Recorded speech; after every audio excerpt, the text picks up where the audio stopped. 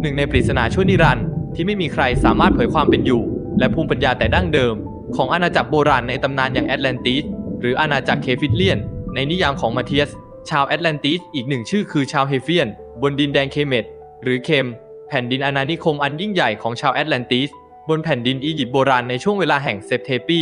มาเทียสได้กล่าวถึงภูมิปัญญาชั้นสูงแต่ดั้งเดิมเหล่านี้ไว้อย่างสมบูรณ์มาเทียสกล่าวว่า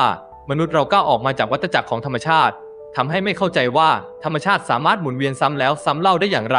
ในพุทธศาสนามีสิ่งที่เรียกว่ากาลจักรหรือวงล้อแห่งกาลเวลาซึ่งการตื่นรู้และการรู้แจ้งจะเกิดขึ้นผ่านวัฏจักรเหล่านี้เมื่อเราปรับตัวให้กลมกลืนกับวัฏจักรการตื่นรู้จะเกิดขึ้นเองตามธรรมชาติในเวลาที่เหมาะสมอย่างไรก็ตามปัจจุบันเรายังมีความเข้าใจผิดเกี่ยวกับอารยธรรมแอตแลนติสอยู่มากอารยธรรมนี้ไม่ได้มุ่งเน้นพัฒนาศาสตร์ภายนอกซึ่งหมายถึงการมุ่งเน้นไปที่การศึกษาและการพัฒนาวัตถุเทคโนโลยีและความรู้เกี่ยวกับโลกภายนอกเช่นวิทยาศาสตร์วิศวกรรมการแพทย์แผนปัจจุบันแต่เป็นการมุ่งเน้นพัฒนาศาสตร์ภายในซึ่งหมายถึงการมุ่งเน้นไปที่การศึกษาและการพัฒนาจิตใจจิตสำนึกและศักยภาพภายในของมนุษย์เป็นหลักเรื่องราวของแอตแลนติสที่ใช้เล่าขานกันในปัจจุบันนั้นมีจุดเริ่มต้นที่มาจากชาวกรีกซึ่งได้รับเรื่องราวต่อมาจากชาวอียิปต์อีกทอดหนึ่งและชาวอียิปต์ก็ได้รับสืบทอดมาจากบรรพบุรุษที่อพยพมาจากมหาสมุทรแอตแลนติกเนื้อหาส่วนหนึ่งได้นำเสนอไปแล้วในตอนมาเทียสระลึกชาติได้นับชาติไม่ถ้วนเฉลยทุกปริศนาพีระมิดและแอตแลนติสเรื่องราวส่วนใหญ่ที่เราได้ยินในปัจจุบันถูกบอกเล่าผ่านขนบธรรมเนียมและแนวคิดของชาวกรีกรวมถึงชื่อเรียกดินแดนแห่งนี้ด้วยเช่นกันโดยพรรณนาถึงอารยธรรมนี้ว่าเป็นดินแดนมหัศจรรย์หรือยูโทเปียเพื่อเป็นแบบอย่างให้ผู้คนรู้สึกอยากจะพัฒนาไปสู่จุดนั้นนับตั้งแต่สมัยกรีกเป็นต้นมา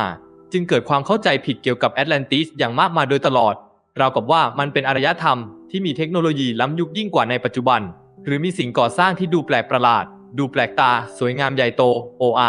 อันที่จริงแล้วสิ่งปลูกสร้างรวมถึงบ้านเรือนมีความเรียบง่ายไร้การตกแต่งชาวแอตแลนติสไม่นิยมสร้างสิ่งปลูกสร้างขนาดใหญ่ยกเว้นพีระมิดที่สร้างขึ้นเพื่อหลายจุดประสงค์สำคัญ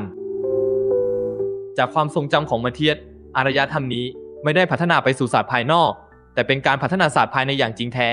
มีเพียงแค่ในยุคสุดท้ายสั้นๆเท่านั้นที่พวกเขาพยายามแสดงศาสตร์ภายนอกออกมาให้เห็นเป็นประจักษ์เพียงเพราะกลัวว่าจะสาบสูญไปเท่านั้นชาวแอตแลนติสมุ่งเน้นไปที่ศาสตร์ภายในเป็นหลักจากนั้นด้วยความกลัวที่จะลืมศาสตร์ภายในเราจึงเริ่มหันไปสนใจศาสตร์ภายนอกเพื่อความอยู่รอดพวกเขาเข้าใจว่าทุกสิ่งมีจุดเริ่มต้นและจุดจบสิ่งที่พวกเขาสร้างไว้ภายในจะต้องล่มสลายเพื่อให้วัฏจักรใหม่เริ่มต้นขึ้นพวกเขาจึงจำเป็นต้องสร้างไทม์แมชชีนเพื่อที่จะจดจำวิธีการเชื่อมต่อกับมิติต่างๆและหากว่าพวกเขากลับมาในอนาคตก็จะมีเครื่องมือเหล่านั้นไว้ให้ใช้งานนั่นเป็นเหตุผลที่เราไม่ค่อยพบหลักฐานจากอารยธรรมนี้มากนักเพราะนักโบราณคดีมักจะมองหาสิ่งของทองคำหรือถนนที่บ่งบอกถึงความยิ่งใหญ่เหมือนอย่างชาวโรมันแต่จริงๆแล้วชาวแอตแลนติสเชื่อมโยงกับผืนดินมากกว่าพวกเขาสร้างวิหารเล็กๆเพื่อการพัฒนาภายในอาจมีพีระมิดขนาดใหญ่อยู่จริงแต่รอบๆนั้นอาจมีเพียงบ้านหลังเล็กๆไร้การตกแต่งอย่างวิจิตรเหมือนที่จินตนาการกันไปต่างๆนานาอารยธรรมอันยิ่งใหญ่นี้ไม่ได้มุ่งเน้นไปที่การพิชิตความยิ่งใหญ่แห่งศาสตร์ภายนอกแต่มุ่งเน้นไปที่การทำความเข้าใจนั่นเป็นเหตุผลว่าทำไมเมื่อเราเชื่อมต่อกับอารยธรรมนี้เรามักจะพูดถึงภูมิปัญญาที่พวกเขามีจิตวิญญาณสุดท้ายของแอตแลนติสไม่ใช่การพิชิตความยิ่งใหญ่แห่งศาสตร์ภายนอกนั่นคือจุดเริ่มต้นของการเปลี่ยนแปลงที่ยิ่งใหญ่เพราะพวกเขารู้ว่าเวลาของพวกเขากำลังจะสิ้นสุดลงพวกเขารู้ได้อย่างไรเพราะพวกเขาเชื่อมโยงกับวัฏจักรแห่งดวงดาวและโลกเช่นเดียวกับที่เรามีฤดูใบไม้ผลิฤดูร้อนฤดูใบไม้ร่วงฤดูหนาวพวกเขารู้ว่าสิ่งที่ผลิบานในฤดูใบไม้ผลิจะตายในฤดูใบไม้ร่วงแต่สำหรับอารยธรรมนั้นอาจใช้เวลานานถึง 2,000 ปีพวกเขาเข้าใจวัฏจักรของทุกสิ่งดังนั้นพวกเขาจึงรู้ว่าในอีก 2,400 ปี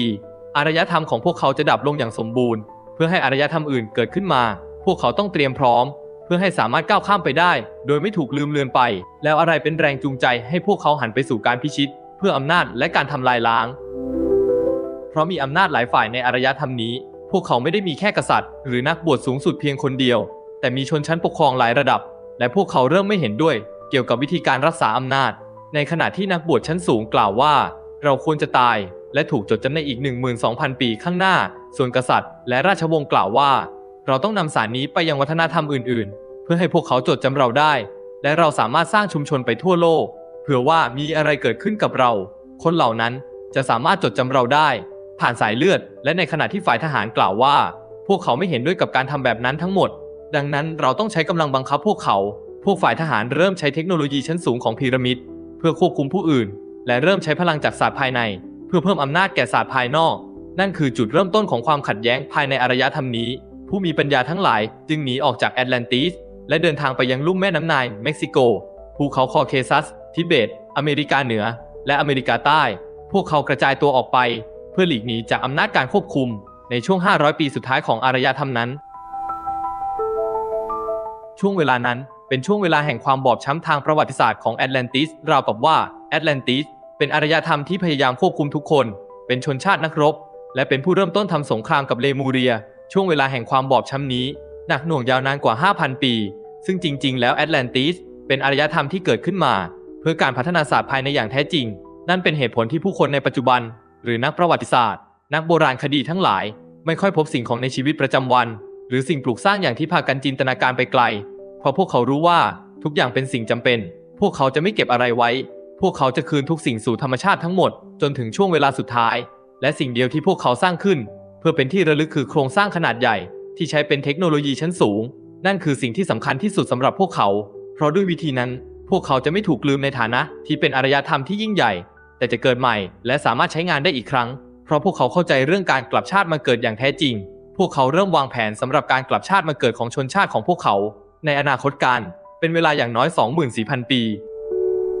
เรากำลังอยู่ในช่วงเวลาที่คล้ายคลึงกันในวัฏจักรและมีการโต้เถียงกันในลักษณะเดียวกันมีคนในรัฐบาลที่ตระหนักถึงวัฏจักรเหล่านี้แต่อารยธรรมโลกปัจจุบันของเราถูกตัดขาดจากโลกแห่งพลังศักดิ์สิทธิ์เราจึงไม่ตระหนักถึงวัฏจักรเหล่านี้ผลกระทบของศาสนาคริสต์ในช่วง 2,000 ปีที่ผ่านมาได้แยกเราออกจากความศักดิ์สิทธิ์ใดๆทั้งปวงดังนั้นเราจึงไม่ตระหนักไม่พร้อมเราไม่รู้ว่าถึงเวลาอะไรตรงไหนอีกแล้วผู้ที่อยู่ในรัฐบาลที่ตระหนักถึงเวลานั้นบางคนก็เหมือนกับว่าเราจะขุดหลุมอาจจะอยู่ใต้สนามบินเดนเวอร์หรือเมืองใต้ดินในตุรกีสิ่งแรกที่ตระหนักคือความยากจนของอารยธรรมของเราที่ถูกตัดขาดจากวัฏจักรแม้แต่วัฏจักรของฤดูกาลหรือวัฏจักร 12,000 ปีของดวงอาทิตย์หรือโซลาร์ไมโครโนวาเพื่อที่จะเข้าใจจักรวาลวิทยา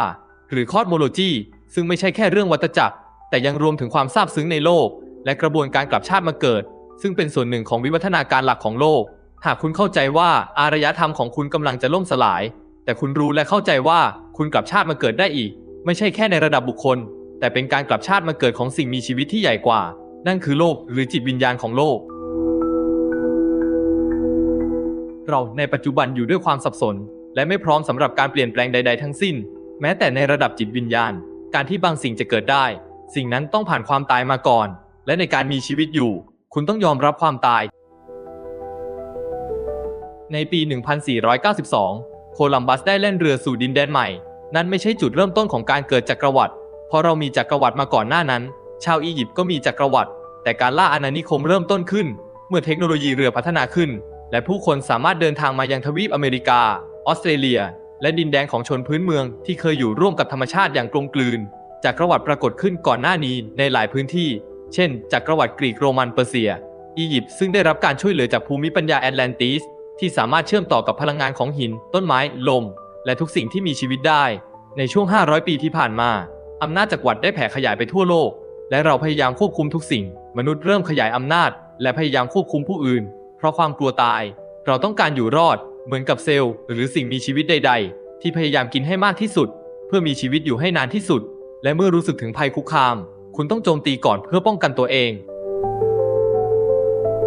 สิ่งนี้เป็นแนวคิดเรื่องการขยายอำนาจและแนวคิดเรื่องจักรวรรดิที่พยายามควบคุมผู้อื่นเพื่อความอยู่รอดสิ่งนี้ทำให้เราตัดขาดจากความจริงที่ว่าการขยายอำนาจสามารถทำได้จากศาสตร์ภายในบางวัฒนธรรมบางกลุ่มเริ่มสงสัยแล้วคิดกันแล้วว่าจะเกิดอะไรขึ้นหากแทนที่เราจะขยายอำนาจออกไป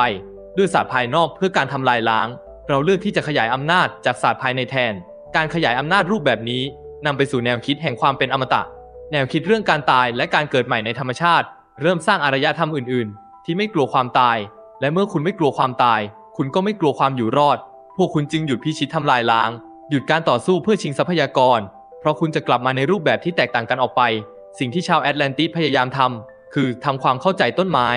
หากเมื่อพวกเขากลับมาอีกครั้งพวกเขาจะได้รู้ว่ากิ่งก้านอยู่ที่ไหนพวกเขาจึงเริ่มขยายตัวออกไปทั่วโลกไม่ใช่เพื่อพิชิตโลกแต่เพื่อค้นหาดอกไม้เราจึงเรียกมันว่าพอท่อนหรือกริดเครือข่ายพวกเขาเริ่มค้นหาภูเขา หุบเขาที่เป็นดอกไม้และตั้งรกรากที่นั่นด้วยแนวคิดที่ว่าเราจะไม่ตายแต่อย่างน้อยเราก็รู้ว่าเราจะผลิบานอีกครั้งได้ที่ไหนพวกเขาเริ่มสร้างพีระมิดที่นั่นเพื่อสร้างสะพานเชื่อมระหว่างมิติเมื่อพวกเขาตายในอีกมิติหนึ่งการเคลื่อนถอยของวิสุวัตจะนำพวกเขากลับมาที่เดิมพวกเขาได้เห็นต้นไม้แห่งชีวิตและเริ่มออกแบบต้นไม้แห่งชีวิตนั่นคือช่วงเวลาที่ยิ่งใหญ่ที่สุดของอารยธรรมนั้นและเป็นสิ่งที่เราทุกคนมีอยู่ภายในจิตวิญญาณแต่เราไม่รู้ว่าทิศเหนืออยู่ที่ไหนเราหลงทางจนกระทั่งเราสร้างเข็มทิศเราลืมวิธีสัมผัสกับโลกเราจึงสร้างเครื่องมือด้วยศาสตร์ภายนอกเพื่อให้ง่ายขึ้นแต่เราหยุดใช้เครื่องมือจากศาสตร์ภายในของเราเองดูเหมือนว่าการตัดขาดจากระเบียบตามธรรมชาติของมนุษย์และตัดขาดจากความเชื่อในการกลับชาติมาเกิดสิ่งเหล่านี้เป็นเชื้อเพลิงให้กับอำนาจทางโลกของจักรวรรดิต่างๆยิ่งคุณเชื่อมต่อน้อยลงและเชื่อในการกลับชาติมาเกิดน้อยลงเหตุผลในการพิชิตเพื่อการทำลายล้างก็จะมีมากขึ้นเพราะพวกมันทำงานร่วมกันเพศวิถีอันศักดิ์สิทธิ์ผู้คนเรียนรู้เรื่องเพศอย่างไรและผู้คนอยู่ที่ไหนและอย่างไรเวทมนต์ทางเพศเรื่องนี้มีความซับซ้อนค่อนข้างมากมาเทียสได้อธิบายไว้ว่าหากพูดถึงการสืบพันธุ์หรือต้องการมีคู่ครองนั้นการมีคู่ครองเพื่อการสืบพันธุ์จะมีเพียงคนเดียวเท่านั้นจนตลอดชีวิตโดยผู้นำทางจิตวิญญาณจะเป็นผู้เลือกคู่ครองให้ซึ่งเลือกจากพื้นฐานพลังชีวิตของแต่ละคนที่จะส่งเสริมเติมเต็มซึ่งกันและกันซึ่งมาเทียสใช้คำว่าผู้ที่จะมาเติมเต็มจักรของคุณคือคู่ชีวิตของคุณแต่เพียงผู้เดียวตลอดไปซึ่งอาจไม่ได้อยู่บนพื้นฐานของความรักเสมอไปและมีความหลากหลายทางเพศอย่างแท้จริงทุกเพศสภาพถือเป็นเรื่องธรรมชาติของพลังงานและจิตวิญญาณจนเมื่ออายุประมาณ12ปีทุกคนจำเป็นต้องฝึกฝนเพื่อให้สามารถเชื่อมต่อกับเรื่องเพศของตนเองเพราะในสมัยนั้นการมีเพศสัมพันธ์ถือเป็นวิธีการฟื้นฟูพลังงานแม่เหล็กและพลังงานภายในของตัวเราเองบางคนอาจเลือกเส้นทางของการถือพรหมจรรย์เพื่อที่จะทำงานกับรูปแบบของพลังงานของตนเองอย่างพิสูจน์ 100% ด้วยกุณฑาลินีการสร้างความสมดุลของจักระจะมีนักบวชหญิงและนักบวชชายเพื่อช่วยสอนและสร้างความสมดุลของจักระแก่คนทั่วไปยกตัวอย่างเช่นในวิหารเดนเดราในสมัยอียิปต์โบราณในยุคหลังๆได้เคยสอนนักบวชหญิงและนักบวชชายที่สอนวิธีการใช้พลังกุณฑาลินีแก่ผู้อื่นและมีการมุ่งเป้าจำเพาะเจาะจงจักระแต่ละตำแหน่งแตกต่างกันไปอาจใช้เวลา4ปีหรือ4เดือนเพื่อปลูกพลังงานบางประเภทโดยเฉพาะโดยพื้นฐานประชาชนชาวแอตแลนติสชนชั้นปกติจะถูกแบ่งออกเป็น4ชนเผ่าใหญ่คือดินน้ำลมไฟตามธาตุเกิดชนชั้นนี้จะถูกเรียกโดยทั่วไปว่าสู่แต่ถ้าหากเป็นชนชั้นสูงจะไม่ถูกกำหนดรวมอยู่ในนี้เมื่อเด็กทุกคนเกิดมาและยังเล็กมากจะยังคงอยู่รวมกับครอบครัวของตัวเองเมื่อมีอายุมากขึ้นก่อนเข้าช่วงวัยรุ่นจะต้องย้ายไปอยู่ยังครอบครัวใหม่ที่แบ่งตามธาตุเกิดของตัวเองคำว่าครอบครัวใหม่ในที่นี้คือทุกคนในเผ่าตามธาตุนั้นคือครอบครัวของกันและกันไม่มีการแบ่งใครเป็นใครทุกคนจะช่วยดูแลซึ่งกันและกันเสมือนสายเลือดเดียวกันและสิ่งที่สำคัญคือการมีเพศวิถีอันศักดิ์สิทธิ์ในนิยามของมาเทียสคือการใช้พลังงานทางเพศอย่างมีสติและมีเจตนาเพื่อการสร้างสรรค์การเชื่อมต่อกับพลังงานศักดิ์สิทธิ์การรวมเป็นหนึ่งและการพัฒนาจิตวิญญาณเป็นศาสตร์และศิลป์ที่ต้องอาศัยความเข้าใจการฝึกฝนและการเคารพในพลังงานอันศักดิ์สิทธิ์นี้เป็นการรวมกลุ่มมีเพศสัมพันธ์กันอย่างเปิดเผยโดยไร้ข้อจำกัดทางเพศใดๆทั้งสิ้นยกเว้นสายเลือดเดียวกันที่ต้องห้ามการทำเช่นนี้อยู่บนพื้นฐานของจิตวิญญาณในบริบทของอารยธรรมแอตแลนติสแผ่นดินแม่และเคเมตหรืออียิปต์โบราณช่วงเวลาแห่งเซปเทปีมีความหมายและนัยยะที่ลึกซึ้งกว่าการมีเพศสัมพันธ์เพื่อความพึงพอใจทางกายหรือเพียงเพื่อการสืบพันธุ์เท่านั้นแต่เป็นศาสตร์และศิลป์แห่งการใช้พลังงานทางเพศนั่นคือเหตุผลที่ในประเพณีเหล่านั้นพิธีกรรมเพศวิถีอันศักดิ์สิทธิ์ไม่ได้เกี่ยวข้องกับวิถีแห่งความสุขทางกายและทางใจในทางโลกแต่อย่างใดซึ่งความสุขเป็นผลมาจากการเชื่อมต่อของจักรทั้งหมดเข้าด้วยกันดังนั้นจิตวิญญาณจึงสามารถปรากฏได้มาเทียสจึงเปรียบเทียบประสบการณ์จากการทำพิธีกรรมเพศวิถีอันศักดิ์สิทธิ์ที่ถูกต้องกับประสบการณ์จากการดื่มอายาวัดก้า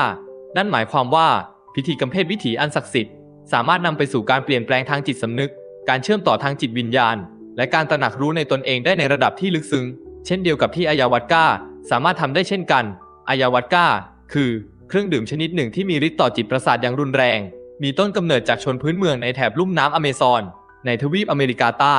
ชนพื้นเมืองเหล่านี้ใช้อายาวัดก้าในพิธีกรรมทางจิตวิญญาณและการรักษาโรคมานานหลายศตวรรษการทำความเข้าใจแนวคิดและพิธีกรรมเพศวิถีอันศักดิ์สิทธิ์ตามที่มาเทียสได้อธิบายถึงบริบทของอารยธรรมแอตแลนติสและเคเมตโบราณนั้นเป็นเรื่องที่ท้าทายอย่างยิ่งสำหรับคนในยุคปัจจุบันด้วยเหตุผลหลายประการที่เกี่ยวเนื่องกับบริบททางศาสนาวัฒนธรรมและการเวลาที่แตกต่างกันอย่างสิ้นเชิงแต่ในมุมมืดของประวัติศาสตร์โลกในหลายอารยธรรมที่ผ่านมา ยังมีประเพณีหรือพิธีกรรมทางความเชื่อ หรือศาสนาที่เกี่ยวข้องกับเรื่องทางเพศในรูปแบบที่คล้ายคลึงกัน หรือแตกต่างกัน โดยทางปฏิบัติอยู่จริงเป็นจำนวนมาก ดังนั้นนี่คือหนึ่งในรูปแบบทางสังคม วัฒนธรรมและความเชื่อที่แตกต่างอย่างสิ้นเชิง เมื่อเปรียบเทียบกับปัจจุบัน